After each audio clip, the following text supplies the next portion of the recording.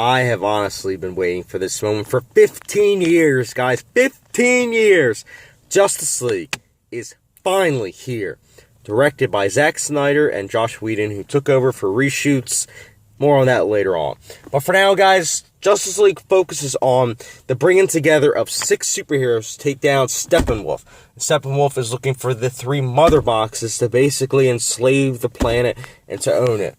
That is the premise, and to sum up this film, I enjoyed it. I think it has flaws, but I enjoyed it.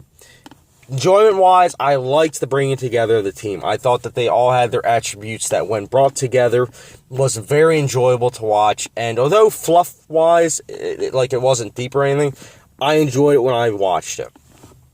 I also liked Danny Elfman's score.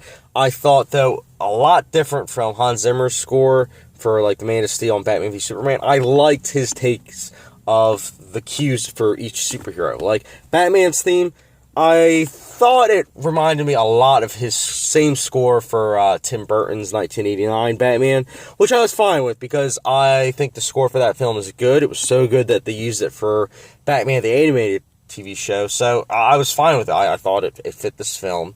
And the cast in this film is really good.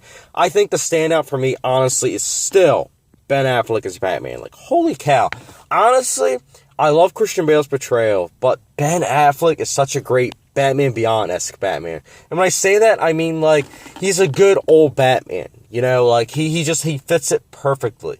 And, yeah, I still stick with that. I think he's a great Batman. I know a lot of people that are like, oh, he wouldn't be a good Batman. Well, no, he is good. And I hope that he sticks with this role. And I kind of honestly want to see his own film, because I think it would be very interesting. Like I said, the other cast members were good and whatnot. But the other standout is that the action scenes, while not perfect, they are enjoyable. You get, not a sense of urgency, but you get a sense of that as each battle's going on, teamwork's getting better and better. And that's what this film, the main message is. Teamwork. It's important when you utilize it, and the sense of humor that is utilized also throughout the film helps. I liked that there was seriousness while also comedy, but that's the thing, and I'll get into the negatives now. Zack Snyder and Joss Whedon are 2 way different directors. Zack Snyder's been directing a bunch of DC films. Joss Whedon's been directing a bunch of Marvel films. They're 2 different tones. Marvel's been directing a lot of comedy-esque movies. Zack Snyder directs a lot of films that are very serious. And that's why the film doesn't flow as well as it should have. As well as the fact that the studio cut out at least an hour of footage. I want to see the director's cut. Honestly, I want to see the director's cut of this film, because a lot of stuff feels missing. Yes, this film was entertaining, but I want to see more. Stuff was obviously missing. And I feel as though that also probably broke the flow. Don't have a max runtime. Oh, you can only have 2 hours.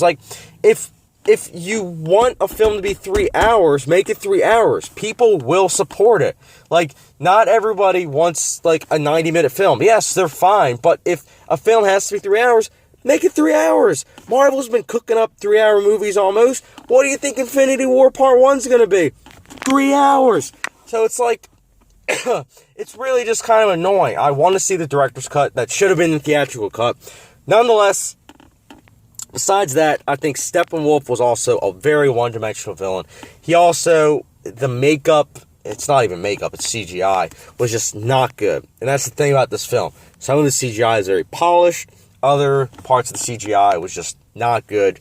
Very fake looking. And 10 years from now, people are going to look back and be like, what the heck? Not even, probably next year. I think that this film could have utilized a little bit more CGI rendering to make it look more realistic for this genre.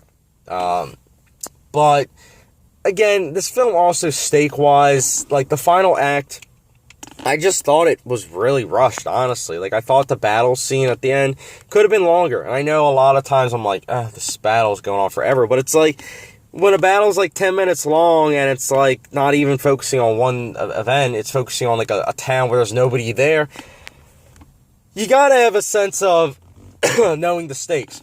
Like, yeah, if the entire world at stake, then it's like, okay, yeah, obviously that's not gonna, like, the world's not gonna end. But if you're focusing on a town where nobody's there, it's like, well, that's no stakes at all. You gotta have a sense of balance, honestly. And this film didn't really have that. Like, you didn't have a sense of urgency. You had a sense of, okay, they're just trying to get on with it, and they're focusing on this one family. It's like, we don't know you guys. We don't know you guys. Like, it was just honestly an annoyance. And this film, although very flawed, I still had a blast.